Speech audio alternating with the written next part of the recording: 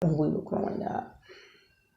Teach the word for sure.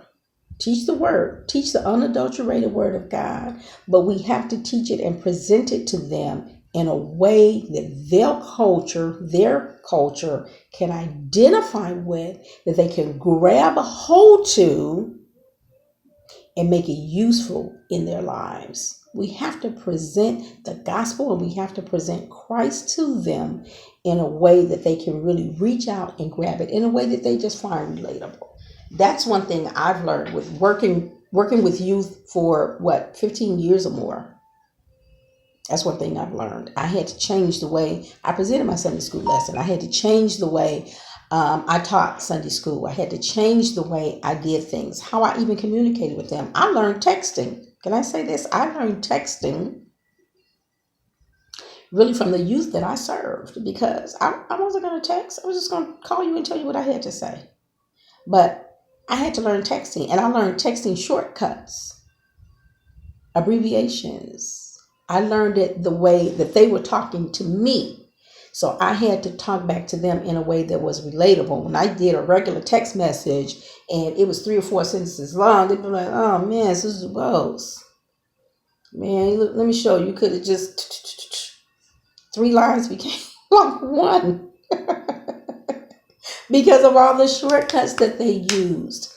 I'm not saying that everything that that they want is necessarily right. What I'm really saying is, I'm not saying water down the word. I'm not saying that. I'm not saying water down God. I'm not saying that at all.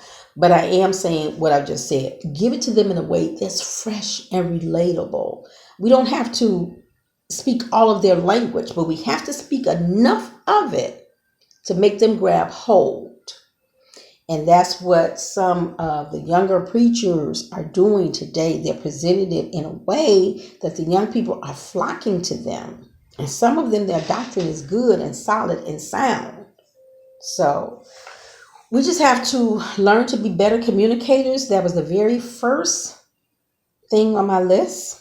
The very first thing about unhealthy cultures. So these things are good in the church world, but they are good, like I said, in our personal lives. They're good in the workplace, and they're good in relationships. But since we're talking about church culture on this first Sunday morning in July, all of this is applicable to the church. And our churches today, some of us have really healthy cultures, but then there are those of us that don't. There are some churches that don't have healthy cultures. And like I said, according to the leadership that's speaking to me, this is some of what they are saying, and this is what the concern is. So just to recap, I'm just going to present them all again, just this one time.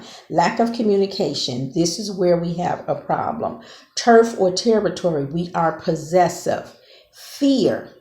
Fear stands alone by itself and needs no explanation. Control. Whether you are really trying to control others, or whether you hold yourself even in such rigidity until you're just so controlled about everything. You're just so controlled about everything. So control, super control, controlling others. No leadership development.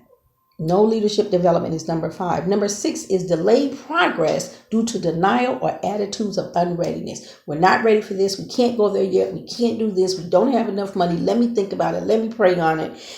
It's just it's delayed progress. You are holding your church hostage when you can't make decisions that's going to help move your church forward. And the last one is suspicion, doubt, and fear. You're suspicious of everything and everybody. Everybody has a motive. Everybody has an agenda. It's all working against you. You're doubtful sometimes about your own capability to do the very thing that you say that you have been called to do. And again, your fear. Full of fear all over again. False evidence appearing real. Let's break that thing down. Break down the bands of the strong man and be free. And be free. So that is about all I have for you this morning. I'm going to wrap it up and just say to you again, I want to thank you for being a part of our broadcast and being a part of our family, participating in our platform of discussion on etiquette and church cultures on this morning. So please like and share the video to others. And for those of you that are on YouTube, Please hit the subscribe button. It's right down there. It's a small one right down there at the bottom of the screen. And again, thank you for being here. I so appreciate your support. Pass the word and go on to church this morning. Have a great time in the Lord and come on back. And I'll be right back here again next Sunday. In the meantime, this is Lady Victoria with Victoria School of Etiquette, wishing you the best etiquette health ever. Wishing you to have a great and a blessed week. And I will see you next Sunday. God bless you.